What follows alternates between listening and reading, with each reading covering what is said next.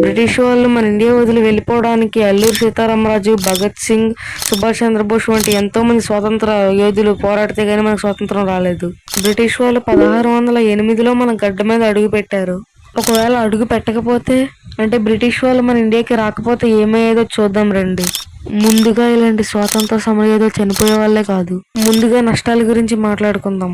British వాళ్ళు మన ఇండియాకి రాకపోతే వచ్చే నష్టాలు, అది పెద్ద నష్టమేం కాదు కానీ రైల్వేస్ కొంచెం లేటుగా వచ్చేవి అంతే. బ్రిటిష్ వాళ్ళు మన ఇండియాకి రాకపోతే వచ్చే ఇంకో ప్రాబ్లం లాంగ్వేజ్.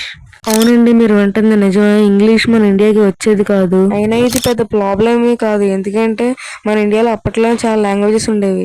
బ్రిటిష్ వాళ్ళు మన దగ్గర నుంచి బంగారం, వెండి చాలా ఎక్కువగా కొలగొట్టేశారు.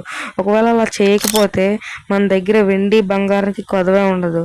అప్పట్లో బంగారంతో కట్టిన టెంపుల్స్ ఇప్పటికే ఉన్నాయి. తర్వాత కెమెరా కొంచెం లేట్ అయ్యేది అంతే. మీరేమనుకుంటున్నారో కింద కామెంట్ చేయండి.